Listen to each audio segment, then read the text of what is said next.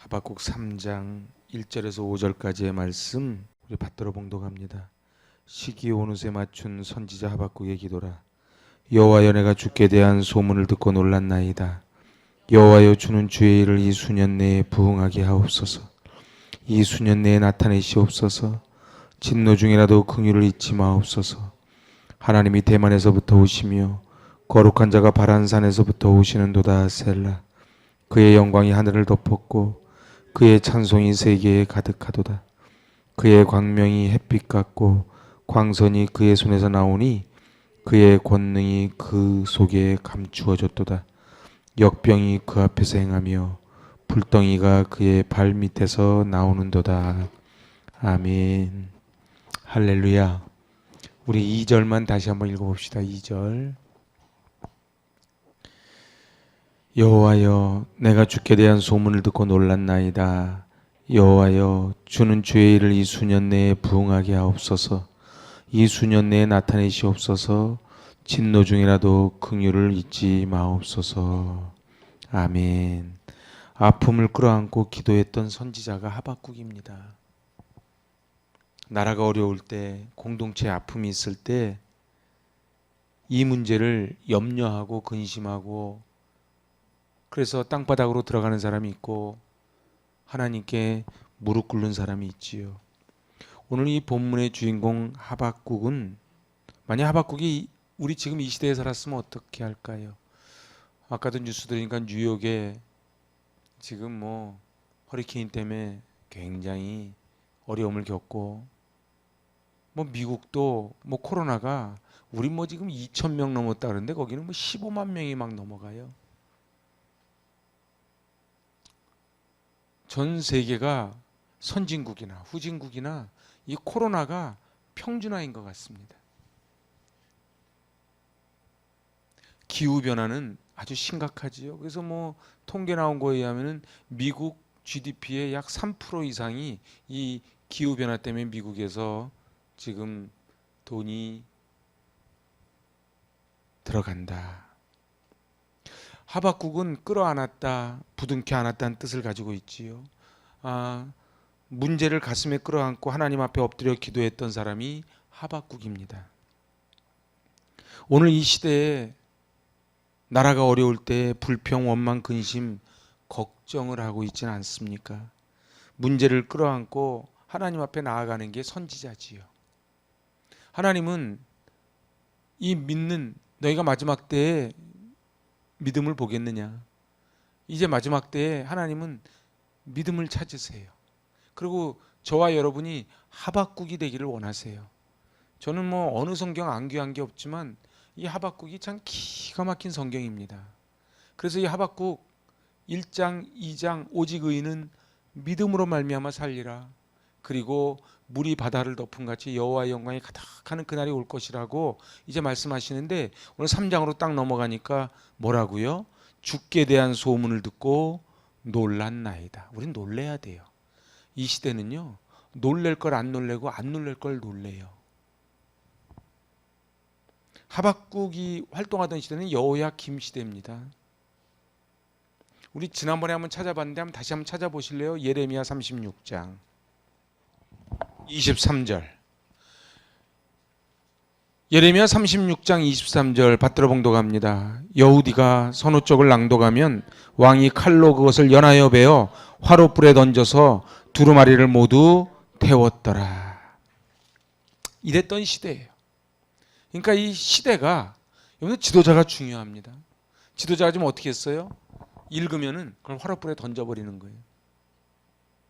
임금은 두루마리 성경을 빼앗아서 칼로 난도질해서 불 속에 집어던졌을 때 하나님은 여호야김과 유다를 심판하십니다. 그리고 느부갓네살이 이제 쳐들어와서 여호야김을 쇠사슬에 묶어 포로로 끌고 가지요. 이때 젊은 인재들도 함께 끌려갑니다. 그때 끌려갔던 사람들이 우리 주일학교 때 늘 배웠던 다니엘, 사드락, 메삭, 아벳느고, 이 친구들이에요. 이 장면을 보면서 절망하고 낙담했습니다. 이제 나라가 끝났지요.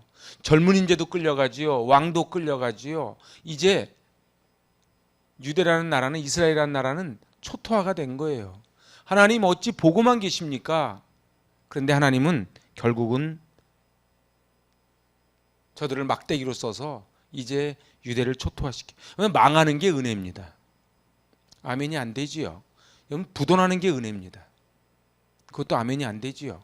여러분들 병원에서요,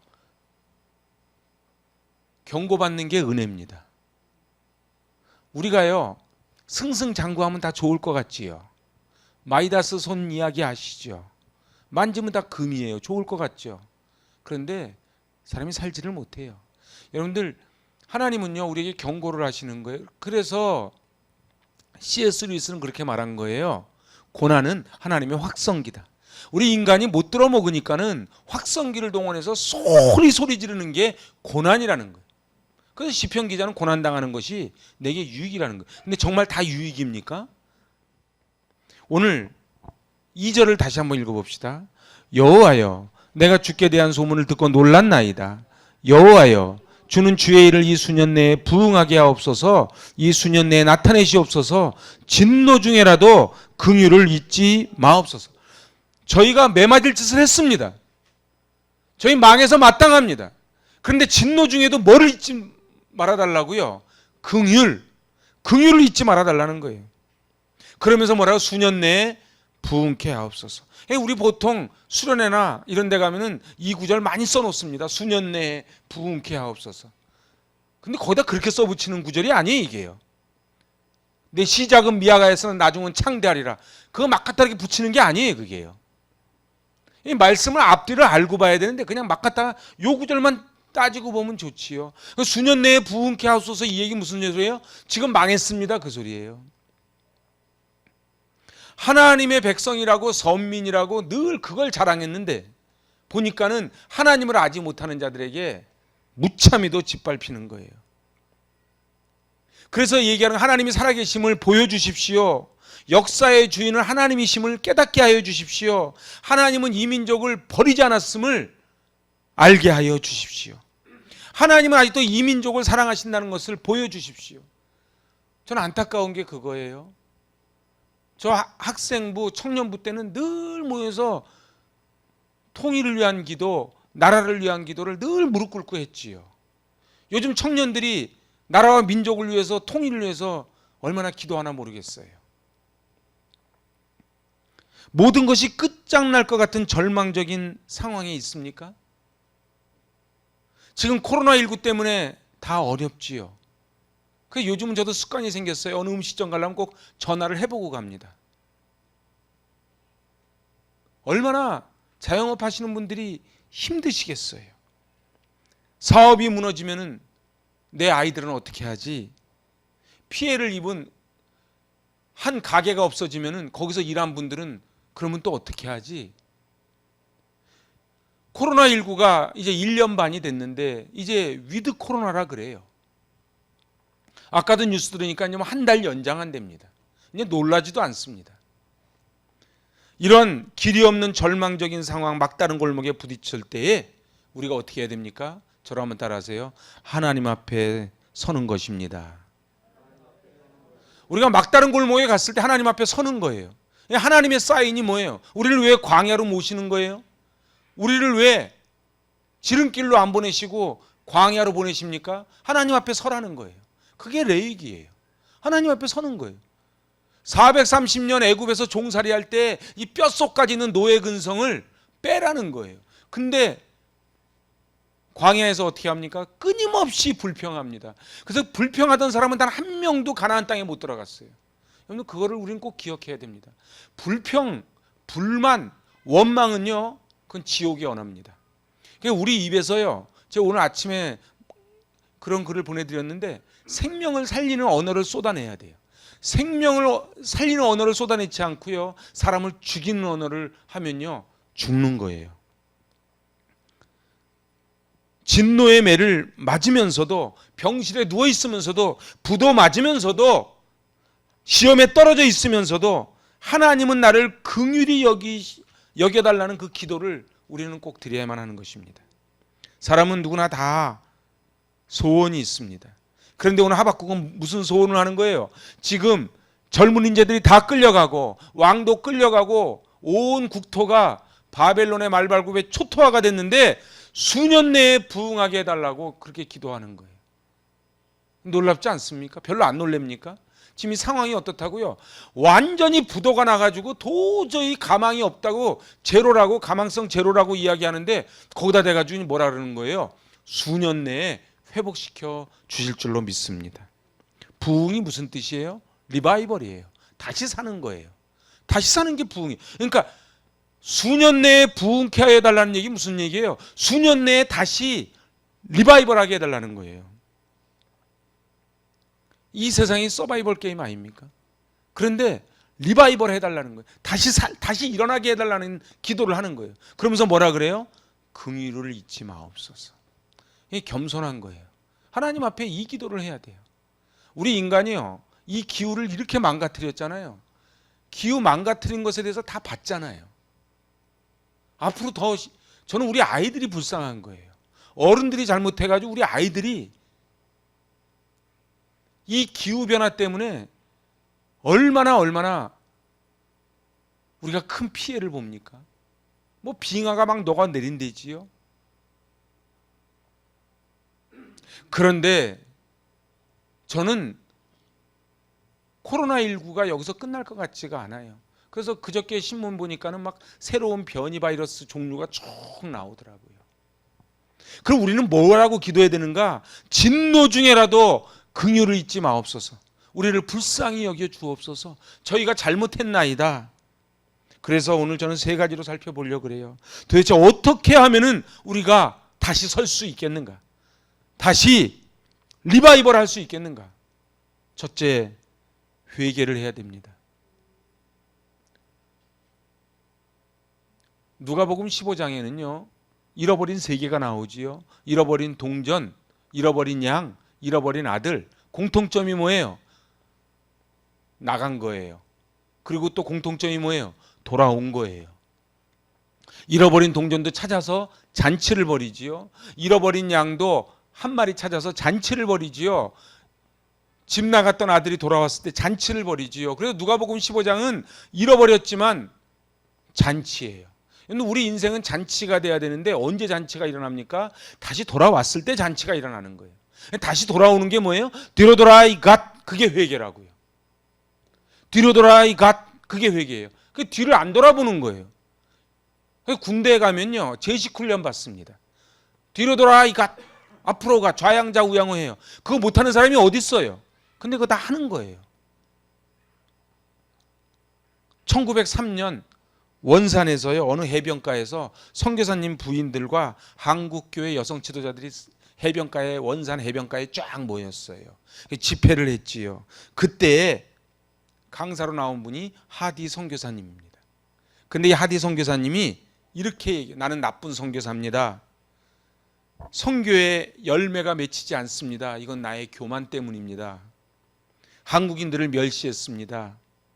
그래서 된장 냄새, 이 보리밥 너무 싫어서 저는 저희 나라에서 공수에다가 빵을 먹었습니다. 영문 신문을 읽었습니다. 수많은 환우들이 줄을 섰지만 이 하디 선교사님이 의사거든요. 줄을 섰는데 하루에 5 내지 6분 치료하면 그날 진료를 마감해 버렸습니다. 시골에서 진료받기 위해 리어커 구루마 끌고 타고 올라왔는데 저는 시간 끝났다고, 냄새 난다고 진료를 거부했습니다. 제가 교만했습니다. 제가 죄인입니다. 진노 중에라도 저를 불쌍히 여겨달라고 이 기도를 합니다. 그때 부인들이 저도요 하면서 여기저기서 고백을 하고, 그러면서 그곳에 성령의 바람이 불기 시작을 해요. 여러분들, 그래서 우리 예배 드릴 때요 반드시 죄의 고백이 먼저입니다. 죄의 고백을 드리고 그리고 사죄 선포하고 사도신경이 들어가는 거예요. 어쩔 수 없이 집에서 핸드폰으로 예배 드리는 분들도요 그냥 막 끊어 가지 마시고 이 부분을 꼭 하셔야 돼요. 오늘 우리는 물질의 부족이 문제가 아니고 회개하지 않는 문제예요. 이 나라 이민족의 잘못을, 교회의 잘못을 우리는 회개를 해야 되는 거예요. 우리가 우리 자녀들을 잘못 가르쳤습니다. 우리 아이들이 지금 얼마나 무서운 아이들로 크고 있는지 뉴스 다 보시죠. 남의 집 아이라고요? 아니요. 우리 아이들이 크면 그 애들하고 같이 사는 거예요. 어저께도 보니까는 무인점에 들어가가지고 서울 부산 다니면서 애들이 넉넉하게 마스크 벗고 음료수 먹고 아이스크림 가게에서 뜯어서 돈 다 가져가고 그랬더라고요. 이제는 무서워하지 않는 거, CCTV도. 이 1903년 하디 선교사님의 이 부흥의 불이 1907년 장대영 교회로 올라옵니다. 그리고 그때 회개 운동이 벌어집니다. 제가 잘못했습니다. 제가 제 친구의 돈을 떼어먹었습니다. 제가 아내를 사랑하지 못했습니다. 장사하는 데 속여서 이문을 취했습니다. 기방을 출입했습니다. 놀라운 선교사님의 이 죄 앞에 성도들이 떼굴떼굴 구르기 시작하고 거기에 평양 대부흥운동 성령의 역사가 일어납니다. 사랑하는 여러분, 저는 아무리 생각을 해봐도요, 지금 사는 게 옛날에 재벌처럼 사는 것 같아요. 그러지 않습니까? 여러분들은 태어날 때부터 스위치만 누르면 막 뜨거운 물 나왔습니까? 그랬습니까? 저는 국민학교 다닐 때 저희 반에 이사 왔는데 가니까는 버튼을 누르니까 방이 뜨뜻해지기 시작. 근데 그때 받은 충격이 말도 못해요. 제가 대학교 1학년 때 비디오라는 걸 처음 봤어요. 텔레비 옆에 뭘 꼽으니까 영화가 나와요. 안 놀래죠? 그때 AFKN 천지창조를 해주는데 텔레비가 칼라로 나오는 거예요. 놀랍지 않습니까? 원래부터 칼라입니까? 사랑하는 여러분, 꼭 물질이 많은 게 복이 아니에요. 제가 못 살자고 하는 게 아니에요.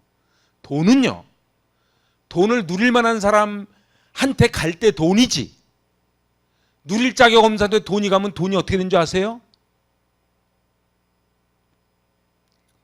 살인을 저지르는 거예요. 사람을 죽이는 거예요. 갑질하는 거예요. 오늘 하나님 앞에 우리나라는 이제 선진국이 됐다 그래요. 근데 정말 선진국입니까? 돈만 많으면 선진국입니까? 그래서 오늘 하박국 1장 3절에서 뭐라고 이야기합니까? 3절 보세요. 어찌하여 내게 죄악을 보게 하시며 패역을 눈으로 보게 하시나이까? 겁탈과 강포가 내 앞에 있고 변론과 분쟁이 일어났나이다. 하나님 앞에 부응하기 위해서는 내가 보고 있는 이 죄악, 패역, 겁탈, 강포, 변론, 분쟁이 사라져야 된다는 거예요. 그래서 요한일서 1장 9절에서 이렇게 말합니다. 우리 죄를 자백하면 그는 미쁘시고 의로우사 우리 죄를 사하시며 우리를 모든 불의에서 깨끗하게 하실 것이라. 아멘. 첫째 조건이 우리 죄를 자백하는 거예요. 그래서요, 모든 거는요, 자백이 첫째예요. 여러분들 아무리 좋은 그릇도요, 설거지 안 한 데다가 주면은 안 먹습니다. 차라리 일회용 용기가 난 거예요. 우리 심령이 그릇입니다. 우리 심령이요, 깨끗이 비우지 않으면요, 성령이 들어오질 못해요. 성령은 거룩한 영이라. 그래서요, 반드시 예배 전에는 뭘 해야 돼요? 그릇 비우기를 해야 돼요. 이 그릇 비우기가 안 되면요, 아무리 교회를 크게 짓고 아무리 100억을 들여서 음향을 다 해도 은혜가 안 들어가는 거예요. 중요한 거는요, 우리의 마음이 성전이 돼야 돼요. 우리의 마음이 성전이 되려면 첫째 조건이 뭐라고요? 회개라고요. 그릇 비우기라고요. 그래서 여러분들 습관적으로요, 교회 오시면요, 여기 앉아서 먼저 그릇 비우기를 먼저 하세요. 저희들이 금요심에 할 때 왜 앞에 찬양하는 줄 아십니까? 응? 왜 찬양하는 줄 아십니까? 찬양이 얼마나 중요한지 아십니까?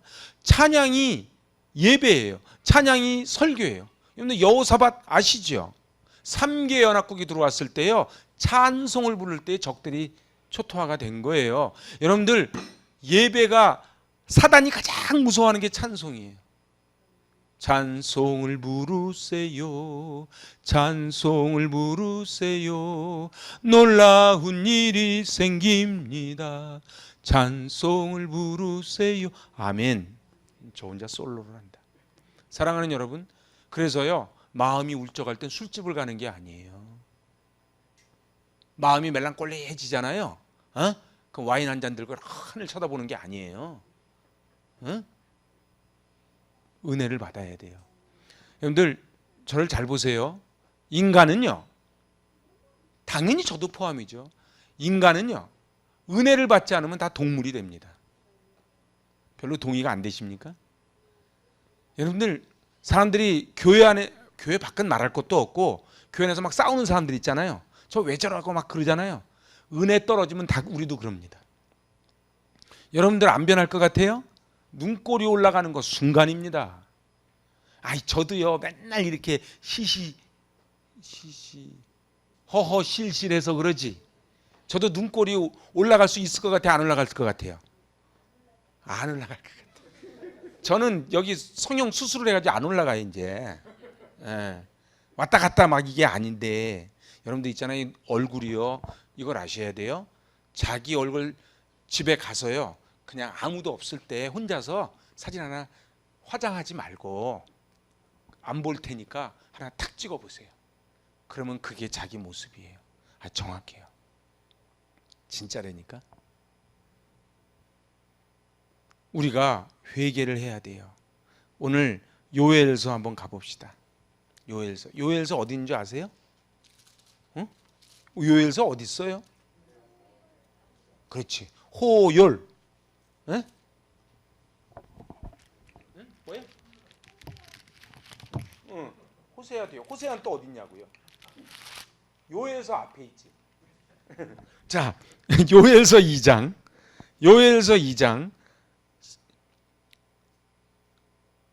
12절, 13절, 14절, 이거 생각을 잘하면서 읽어보세요. 요엘서 2장 12, 13, 14 시작.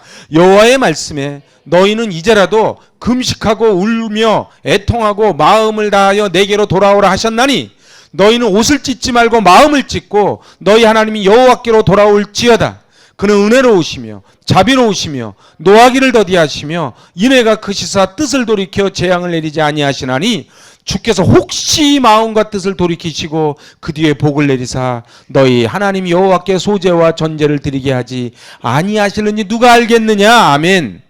그래서요, 소제와 전제는요, 내가 드리고 싶어서 드리는 게 아니에요. 하나님이 허락해 주셔야 드리는 거예요. 혹시 하나님이 마음을 돌이켜 소제와 전제를 드리게 하실는지 누가 아느냐. 그래서 예배 드릴 때요, 내가 예배 나와주는 게 아니에요. 제가 흥분한 게 아니고요, 막 화내는 거 아닙니다. 근데 잘 보세요, 내가 예배 나와주는 게 아니에요. 하나님이 허락해서 나오는 거예요. 거기에 대한 감격이 있어야 돼. 거기에 대한 감사가 있어야 돼. 나 같은 죄인을 불러주셔서 감사합니다, 이게 있어야 돼. 어깨에 힘 빡 주고 말이야. 우리 교회는 그런 분이 없어. 진짜로. 근데 딴 교회 가면 그런 분들이 있어요. 제가요, 저도 방배동 가서 집회를 하는데요, 내가 이제 뭐 녹화할 거니까 더 이상 자세한 얘기 안 해. 그래도 강사가 와서 설교를 하면 그래도 예의, 은혜는 없고 예의, 이렇게 딱 45 앉을래 똑바로 앉으세요. 이렇게 삐딱하게 앉아. 삐딱하게 앉으면 눈이 돌아가게 돼 있거든. 그죠? 삐딱하게 앉아서 똑바로 어떻게 쳐다봐? 삐딱하면 눈이 돌아가지. 눈이 말이지 그냥 그랬대. 그 옆에 있는 분도 팔짱까지 있긴 해. 내가 사랑하는 여러분, 이제라도 금식하고 울며 애통하라는 거야, 요엘서. 그래서 내게로 돌아오라. 옷을 찢지 말고 마음을 찢으래요. 경건의 모양만 잊지 말고 경건의 능력을 갖추래요. 아멘 할 때까지 한다. 경건의 모양만 갖추지 말고 경건의 능력을 갖추래요. 내 직분이 중요한 게 아니에요. 내 직분이 나를 천국으로 인도하는 게 아니에요. 하나님 앞에 마음을 찢어야 돼요. 그래서 뭐 하라고? 여호와께 돌아올지어다. 돌아오는 게 뭐예요? 회개하는 거예요. 돌아와야, 탕자가 돌아와야 잔치를 벌일 거 아닙니까? 그지요? 그 돌아오라는 거예요. 오늘 회개가 우리를 살립니다. 이 민족은요, 우리 아이들이 어떻게 키워야 돼요? 회개하면서 키워야 돼요.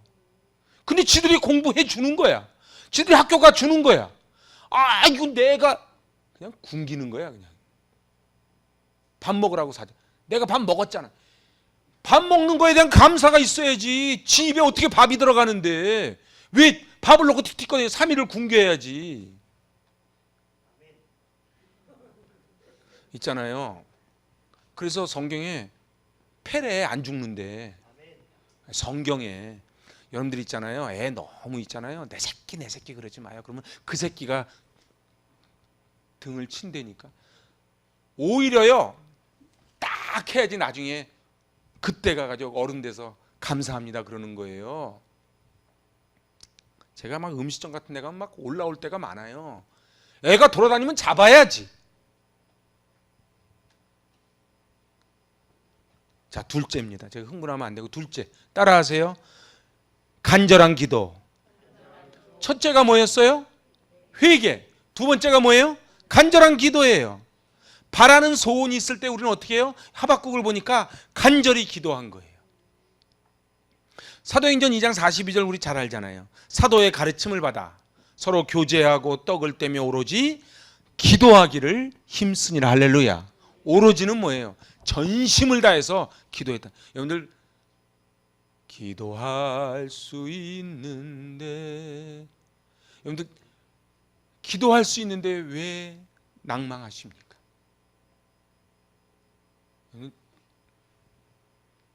초대교회의 비밀은요, 회개 다음에 기도예요. 여러분 반드시 회개하고 기도 안 하잖아요.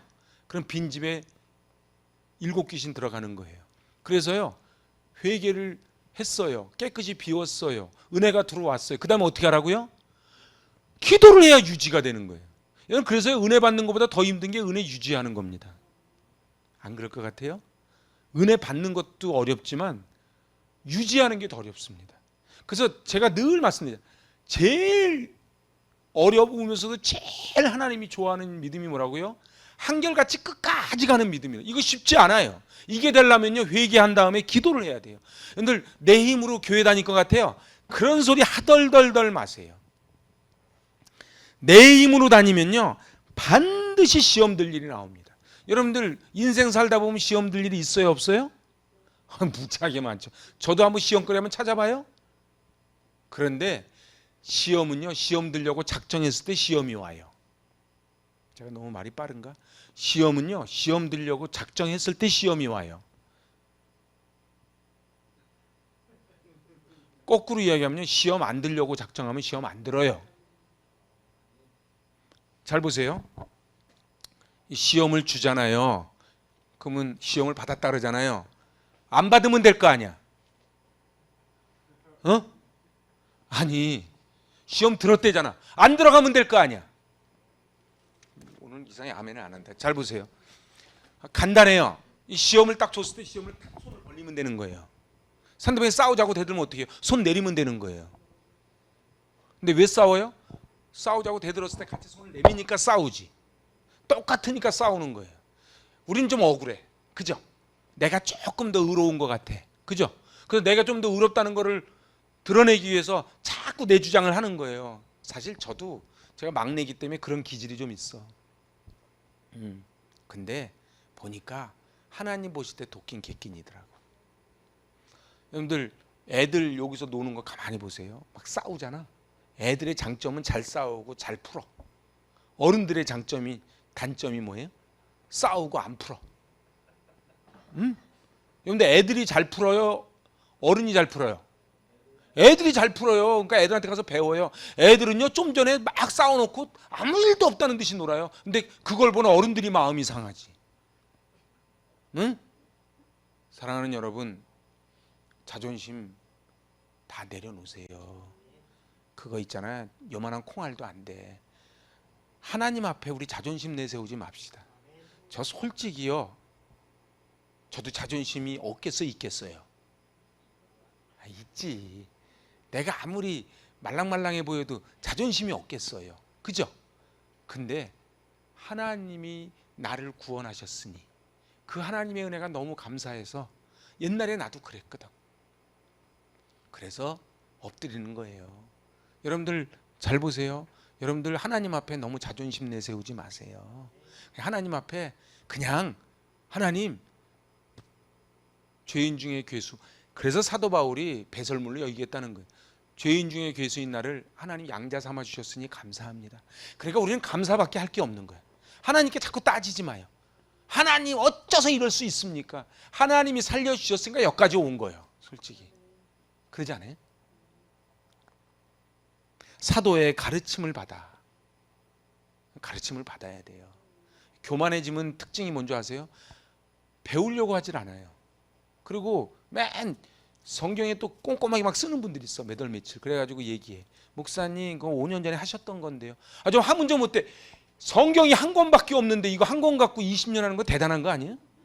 응? 아니 이거 말씀 어떻게 중복 안 하고 어떻게 하냐고. 생각해. 제가 일주일에 설교를 몇 번 하겠어요? 한 10번 한다고. 그러면요 1년이면 몇 번 하는 거예요? 약 10번씩 1년이면 몇 번? 약 한 500번 하는 거잖아요. 그 10년 하면 얼마예요? 5,000번 하지. 20년 하면 10,000번 하지. 이거 성경이 10권도 아니고 한 권 갖고 10,000번 하는데 중복 안 되겠어요? 무슨 재주로 이걸 10,000번을 설교하는데 중복 안 되고 설교하겠어요? 아니 그렇지 않냐고. 그러니까 이게 목사님 예화 들 거 되게 없나 봐. 그 몇 년 전에 든 예화. 제가 미천이 거기밖에 안 돼서 그래요. 그 가끔 그래. 목사님이 신문 돌린 얘기 고면 제가 신문밖에 안 돌려봐서 맨날 신문 돌린 얘기 하는 거예요, 그냥. 그거 어떡하라고. 제 구두는 직업으로는 안 닦아보고 제 군대에서 이제 평생 닦을 구두 다 닦았어요. 군대 얘기 별로 여자분들 안 좋아하시죠? 전 점호 받을 때요. 내가 졸리실까봐 군대 얘기 잠깐. 점호 받을 때 이렇게 자기 군화를 들고 점호를 받아요. 응? 그래가지고 딱 그 구대장이 여드름이 났어. 근데 이게 봐서 구대장이 여드름이 안 보이면 그다 터지는 거예요. 구두를 닦아서 광을 내서 이렇게 해가지고 여드름이 보여야 돼. 구두 광이 비쳐서 안 비치면 그다 터지는 거예요. 그래가지고요 영등포에서 구두 닦고 온 애한테요 제가 거의 인기 어떻게 하면 불광을 내고 물광을 내는지를 가가지고 열심히 배웠어요. 점호 시간은 40분 동안 구두만 닦아요. 왜 닦아요? 구대장 여드름 보이라고. 아니 별로 감정 전달이 잘 안 된다. 하여튼 그냥 때리는 거야. 건수 잡아서 막 때리는 거야. 여러분들 가르침을 받는다는 거는 겸손한다는 거예요. 그리고 교제하는 거예요. 그리고 떡을 떼는 거예요. 같이 먹는 거예요. 그리고 마지막이 뭐라고요? 오로지 기도하기를 힘쓰니라. 그래서 기도해야 돼요. 정말 기도해야 돼요. 그래서 데살로니가전서 5장에서 뭐라고요? 항상 기뻐하라, 쉬지 말고 기도하라. 여러분들 쉬지 말고 기도하래요. 이게 호흡이래요. 호흡. 자, 이제 마지막 세 번째입니다. 따라해 보세요. 성령의 역사. 그래요. 그러니까 첫째는 회개, 두 번째가 간절한 기도, 세 번째가 성령의 역사예요. 성령의 역사가 아닌 방법으로 부흥이 되잖아요. 반드시 부작용이 생깁니다. 근데 물은 자연스럽게 흐르지요. 성령의 역사는 자연스러운 거예요. 여러분들 제가 한번 팁 하나 드릴게요. 여러분들이 이게 정말 성령의 뜻인지 아닌지 잘 헷갈릴 때 있죠. 그럴 때는 좋은 방법이 하나 있어요. 저는 항상 그 방법을 써요. 자연스럽게 물 흐르듯이 가면 성령의 역사일 확률이 대단히 높아요. 그리고 뭘 했을 때 마음이 편안해. 이렇게 쭉 물 흐르듯이. 우리 영철 선생님이 지금 올라와 계시니까 내가 막 감동이 오잖아요. 근데 이것도 물 흐르듯이 자연스럽게 가는 거예요. 그러면은 부작용이 없어. 뭐든지 그래요. 우리 요셉 집사님이 여기서 베이스 치잖아. 은혜잖아. 저 뒷자리에 있던 분이 앞자리 나왔잖아. 이것도 성령의 역사로 자연스럽게 가면 그게 은혜가 되는 거예요. 이게 막 억지로 되면 안 되는 거예요. 요셉 집사님 억지로 나오는 거 아니죠? 그럼. 뭐든지요 억지로 하는 거는 부작용이 납니다. 부부지간에도 마찬가지예요. 뭐든지 억지로 하지 마세요. 자연스럽게 하세요. 오늘 사람을 의지하면 실망합니다. 그래서 코로 호흡하는 인생을 의지하지 말래요. 여러분들 자꾸 인생 의지하지 마세요. 아, 목사님 어때 그럴 수 있어요? 원래 제가 그래요, 그냥. 그러니까 그냥 기대를 하니까 실망을 해. 기대를 하지 마세요. 저는요, 옷도 거꾸로 입고 정신 없어요. 그러니까 기대를 하지 마세요. 제가 일부러 이렇게 일부러 낮은 척하는 게 아니고 저 원래 낮아요. 그래서 보여드리는 거야. 저는 그냥 이거예요, 그냥. 응? 전 더할 것도 없고 뺄 것도 없어요. 제 모습이 이대로예요, 그냥. 제가 좋아하는 찬양이 이 모습 이대로 주 받으시옵소서예요. 여러분도 있잖아요. 너무 막 꾸미려 그러지 마세요. 그냥 자연스럽게. 그래서 바닥을 한번 보여줘요. 사람이 바닥을 한번 보여줘야 친해집니다. 응? 바닥을 한번 보고 나면 깔 보는 게 아니라 친해지지. 그래서 여러분들 사이도요, 관계가 터지려면 바닥을 한번 보여줘요. 그래서 한번 1박 2일 캠프 가서 눈곱 안 띄고 한번 만나야 돼요. 눈곱 안 띄고 한번 만나는 거예요. 여러분들 우리는요, 다 하나님 앞에 은혜 없으면은, 성령 받지 않으면 다 냄새 납니다. 그래서 우리는 그래요. 어떻게 목사님이 그럴 수 있냐고. 은혜 떨어지면 다 그래요. 저는 뭘 조심하는 줄 아세요? 목사님 중에서 막 좀 큰 교회 목사님인데 막 엉뚱한 일에, 그러면 어떻게 그럴 수 있나? 그러지 않아요. 나도 그럴 수 있겠다. 내가 그러지 말아야지. 그래서 저희 어머님 저한테 늘 그러셨어요. 선자도 스승이요, 불선자도 스승이라. 그래서 반면교사를 그냥 삼는 거예요. 여러분들 혹시 교회에서 눈에 좀 거슬리는 부분이 있습니까? 제가 조금 목사님은 왜 나 지나가는데 나보고 인사도 안 해? 그러면 제가 사파리가 아니라서 잘 옆을 못 봐요. 그냥 이렇게 쭉 지나가다가 못 보는 거예요. 그러면은 둘 중에 하나야. 그냥 상처 없이 지나가든지 아니면 내 앞에 와서 쓰든지. 그래, 내 앞에서 섰는데 내가 못 본 채 하면 그 상처를 받아야지. 근데 제가 생각보다 옆을 잘 못 봐요. 내가 이 얘기를 여러 번 했어. 나 생각보다 가끔 가다가요, 이렇게 오늘 권사님 안 오셔서 얘기한다. 가끔 가다가 이렇게 딱 지나가다가 권사님이 전화를 해요. 그래서 목사님 어디 가세요? 어떻게 하세요? 권사님 날 봤대. 저기서 차 지나가다가. 근데 나는 못 봤어요. 나는 아내도요, 나보고 어디 가니? 나는 아내를 못 봐요. 내가 관심이 없어서 못 보는 게 아니에요. 내 생겨 먹은 게 못 봐요, 그냥. 나는 그럼 머릿속에 생각이 많아요. 머릿속에 막 생각이 많다 보니까 앞을 잘 못 봐요. 그러면 그렇게 이해를 해주세요. 저를 바꾸려고 그러지 마요. 목사님 그렇게 살면 안 됩니다. 60년을 그렇게 살았는데 어떻게 할 거예요? 그렇게 살아야지. 그냥 여러분이 봐주셔야 돼. 좀 봐줘요. 응? 이쁘게 좀 봐줘요. 여러분들 이쁘게 보면요, 곰보가 보조개로 보이는 거예요. 응? 근데요, 믿게 보잖아요. 하는 것마다 말하면 말은 잘한다 그러지. 말 안 하면 저거는 말도 안 한다 그러지. 뭐든지 그래. 어느 목사님이 그랬대요. 설교 좀 길게 하니까 왜 이렇게 말이 많냐. 설교 중에 설교 준비 안 했나 보라 그러. 옷을 똑같은 거 입고 하니까 저 목사님은 옷이 저거밖에 없냐. 자꾸 갈아입으니까 목사님 이게 사치하냐고. 뭐 어떡하라고. 여러분들 있잖아요. 그냥 이 모습 이대로 봐주세요. 서로 마찬가지예요. 서로 그냥 이 모습 이대로 봐주는 거예요. 그래서 인정해 주는 거예요. 이게 중요합니다. 근데 이게 되려면 어떻게 되는 줄 아세요? 은혜를 받아야 이게 돼요. 제가 뭐든지 갖다 붙이는 게 아니에요. 정말이에요. 은혜를 받잖아요. 한번 실험해 보세요.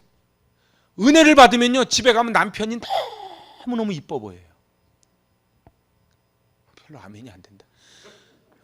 남편이, 그래서 은혜는 내가 받고 덕은 저쪽이 보는 거예요. 남편이 은혜 받고 들어가잖아요. 그러면 아내가 그렇게 고마워 보이는 거예요. 주여, 은혜를 받고 가면 우리 집 애들이 비록 공부는 안 해서 튼튼하게만 자라다고 그렇게 보이는 거예요. 그래서 저는요, 병원 신방만 갔다 오면 우리 애들이 그렇게 이쁘더라고. 병원 신방 갔다 오니까는 안 아프면 됐지. 교회도 그래요. 교회도요, 눈높이를 좀 낮춰야 돼요. 눈높이를 좀 낮출 필요가 있어요. 꿈과 비전은 위를 보더라도 저는요 눈높이를 계속 낮춥니다. 사랑하는 여러분, 나중에 성지순례 가면요 베들레헴에 예수 탄생교회를 가요. 아마 거기 들어가 보면 어디서 많이 본 듯할 거예요. 왜요? 우리 교회 들어오는 입구가 비슷하거든. 그런데 들어오면 화려한 거예요. 사람도 그래요. 겉으로 볼 때는 꺼죽한데 만나보니까 진국이더라. 그런 사람이 좋은 사람이에요. 겉으로는 멀쩡한데 속 보니까 깡정이더라. 그게 사기꾼이지. 응? 오늘 성령 충만해야 돼요. 그래서 빌립보서에 보면요 사도 바울이요 사명자가 된 거는 성령 충만이에요. 120문도가요 하나님의 제자가 된 것은요 성령 충만이에요. 뭐든지요 지금은 성령 시대입니다. 그래서 제가 옛날 성령 수행할 땐 그랬어요. 굿모닝 홀리 스피릿 그러는 거예요. 아침에 일어나면은 성령님 안녕하세요. 굿나잇 홀리 스피릿 그러는 거예요. 저는 잘게요. 좀 지켜주세요. 그래서 성령님하고 늘 대화하고 사는 거예요. 안녕하세요. 갑자기 확 지나갔는데 사고 날 뻔했어. 성령님 감사합니다 그러는 거예요. 하루하루 사는 게 기적입니다. 코로나요? 조심해야지요. 근데 안 걸리고 사는 게 기적입니다. 저는요 우리 교회 진짜 감사한 게요. 이 코로나 1년 반 동안 그래도 하나님이 지켜주셔서 하나님이 여기 막 몇 번 불안하고 그럴 때 있었잖아요. 구몬서부터 해서 피아노 학원 있었잖아요. 근데 하나님이 지켜주신 거예요. 너무 감사합니다. 우리가 잘해서 그래. 물론 우리도 조심해야지요. 하나님이 지켜주신 거예요. 여러분들 성령 충만하시기 바랍니다. 여러분들 지금 온 지구촌이 다 위기입니다. 대한민국도 위기라 그래요. 그런데요 민족적인 위기, 한국교회 위기 때마다 하나님이 함께 하셔서 그때마다 대부흥이 일어났어요. 여기서 말하는 부흥은요 꼭 수적인 부흥을 얘기하지 않아요. 하나님 앞에 서는 것을 부흥이라 그래요. 다시 얘기해 볼까요? 오늘 다 잊어버려도 이거는 기억하셔야 돼요. 부흥이 뭐라고요? 하나님 앞에 서는 거예요. 단독자로 서는 거예요. 누구 끄집고 들어가지 마요. 단독자로 서는 거예요. 내가 하나님과 1대1로 딱 서는 거예요. 하나님과 단독자로 하나님 앞에 코람대하고 서는 것, 그걸 부흥이라 그래요. 그래서 수년 내에 부흥케 없어서 그 소리 무슨 소리예요? 내 하나님 앞에 단독자로 서겠나이다. 벌거벗게 쓰는 거예요. 군더더기 내가 여기에 받은 게 남성교 회장이 뭐고 목사가 어떻고 이게 아니고 하나님 앞에 단독자로 딱 서는 거예요. 그리고 하나님 진노 중에라도 우리를 불쌍히 여겨달라고 기도해야 돼요. 제가 다음 주부터 3주 동안 2015년에 특세했던 주기도문을 일주일에 3번씩 9번을 추석 때까지 내보낼 거예요. 제가 그거를 쭉 들으면서 내가 깜짝 놀랐어요. 와, 목소리가 6년 전인데 지금보다 조금 좋더라고. 그 2010년 느헤미야 특세한 거를 들으니까 와, 쌩쌩하더라고. 지금보다. 그런데요, 저는 목소리는 비록 조금 죽어 들어가지만 그때 못 깨달은 걸 많이 깨달아요. 그래서 이 주기도문 헬라어로 쭉 해나갈 때 여러분들이 그 주기도문 속에 있는 그 놀라운 뜻을 다 담아냈으면 좋겠어요. 제가 저기 옛날 정권선 집사 거기 그 화장해가지고 간 그 낙골당 가니까는 거기 그 예배 드린데 거기에 파테르 헤몬 호이스 호라노이스 주기도문 첫 줄을 쫙 써붙여 놨더라고. 그 내가 물어봤어. 저게 뭔 줄 아냐? 모르지. 이제 우리는 딱 최소한 파테르 헤몬 호이스 호라노이스 바실레이아가 뭔지 주기도문의 총 키워드는 바실레이아거든요. 근데 나중에 다 나와요. 근데 여러분들 진짜 주기도문 하나만 우리가 꽉 붙잡고 있어도요 요동하지 않습니다. 그래서 제가 2015년 앵콜 특세 해가지고 이렇게 제가 보내드릴 거예요. 사랑하는 여러분, 그런 작업을 제가 왜 할까요? 왜 시편을 히브리어로 볼까요? 하나님 앞에 조금이라도 더 잘 바로 서자고 하는 거예요. 하나님 앞에 바로 서자는 거예요. 왜 한국 교회가 엉뚱한 짓거리 합니까? 제가 얘기했죠. 여기 화장실 앞에 가면 사진 붙어 있어요. 솔리데오 글로리아 루세나 교회 앞에서 이렇게 교회 들어오는 입구에다 솔리데오 글로리아 간판 빨간색으로 칠하는 장면 사진 찍어놓은 거 붙여놓은 거 있어요. 그게 왜 그런 줄 아세요? 루세나의 사택지로 가가지고요 진짜 고생 많이 했습니다. 우린 또 사역 선교 가면 또 무식하게 했습니다. 그래서 막 땀을 뻘뻘 흘리고 하는데 그 밖에서 막 일하고 있는데 그 안에서 막 싸우고 있어. 왜 싸우나 했더니 저 사택을 누가 쓸 건가 가지고 개척파와 들어온 파끼리 싸우고 있는 거예요. 이 기가 막히잖아요. 어? 생각해봐요. 아니 한국에서 온 분들이 자기네 사택을 져주겠다고 그냥 톱질하고 해가면서 막 죽어라고. 야, 제가 이제 매달려 있는 거 그걸 뭐라 그래? 그거 뭐예요? 그거 열대에 가면 매달리는 게 뭐예요? 그게? 응? 코코넛인가? 전 그게 그렇게 맛있는지 몰랐어요. 그렇게 일을 하는데 안에서 유리창으로 이렇게 돼 있어가지고 이렇게 뭐라고 해서 내가 물어봤어. 저게 얼굴 보면 알잖아요. 뭐 서로 사랑하는 게 아니더라고. 그래서 이렇게 물어보니까 싸우는 거래. 왜 싸우냐 그랬더니 개척파가 있고 들어온 파가 있대. 그래서 이 사택을 누가 쓸 거냐고 싸움. 그냥 하도 기가 막혀서 솔리데오 글로리아라고 거기 이렇게 입구에다 써붙여 놓은 걸 사진 찍어 놓은 거예요. 그게.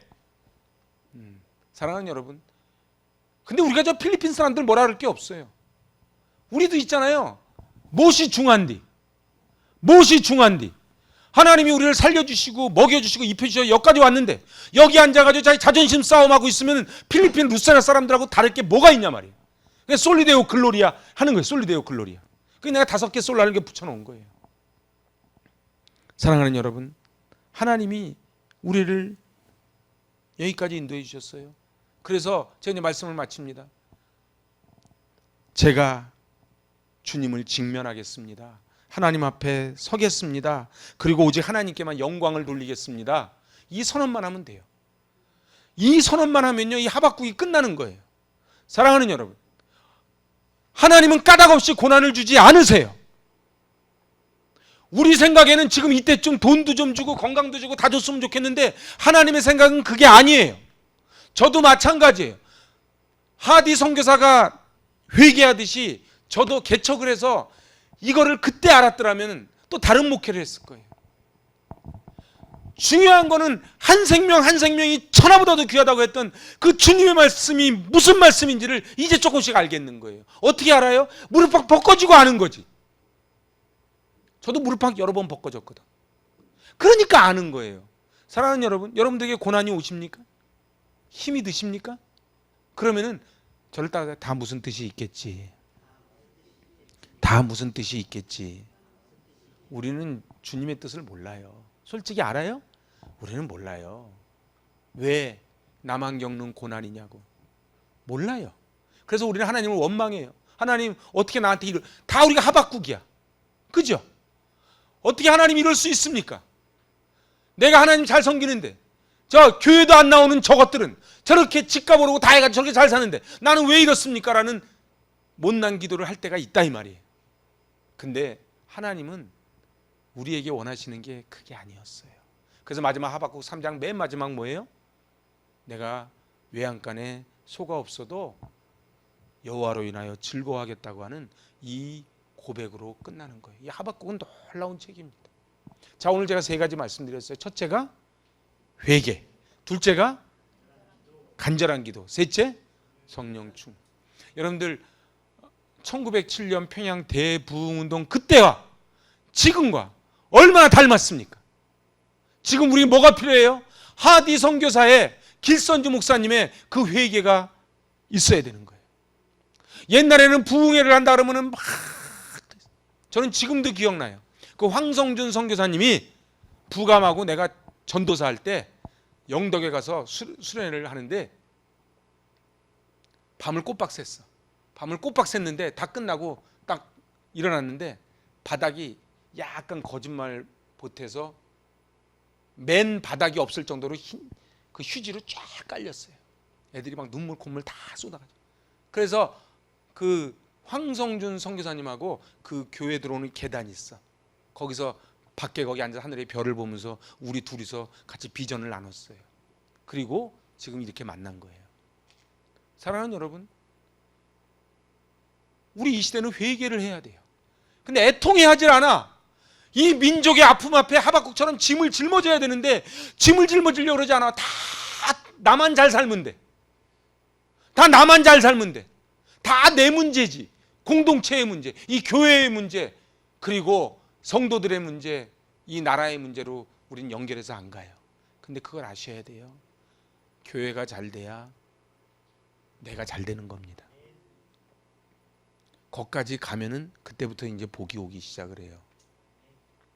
제가 이제 말씀 마칠게요.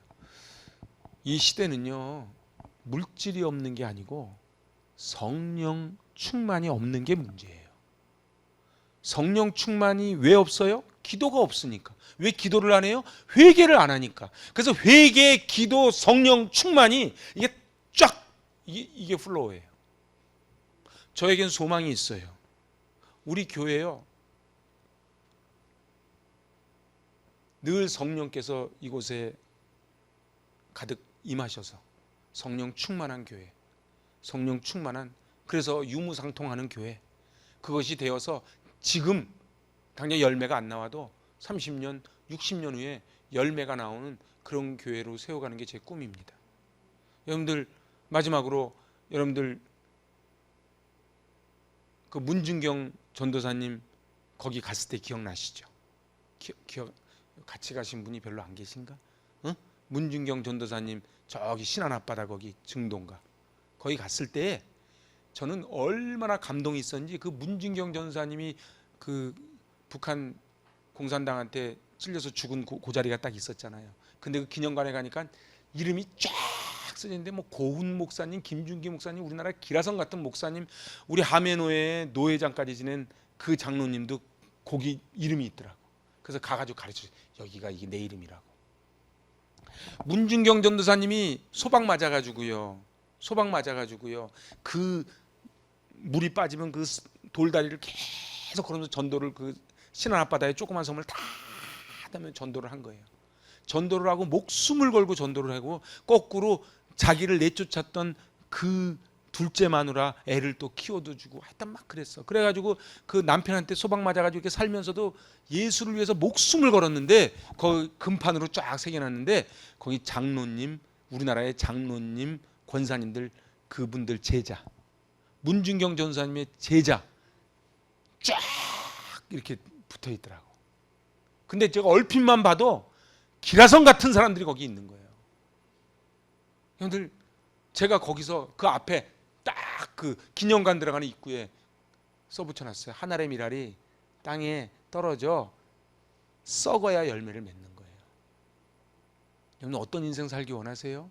저는 감히 그런 문준경 전도사님 같이 제가 나중에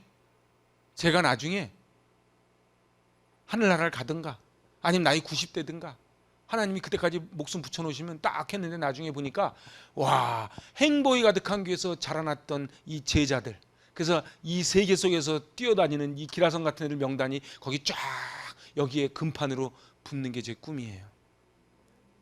저는 그날이 올 줄로 믿습니다. 그러려면 우리가 어떻게 해야 돼요? 회개하고 기도하고 그리고 성령 충만해야 돼요. 오늘 이 꿈, 이 비전을 가지고 진노 중에라도 긍휼을 베풀어 달라는 이 기도를 할 때에 수년 내에 다시 서는 부흥이 일어나게 될 줄로 믿습니다. 기도합니다. 하나님 아버지,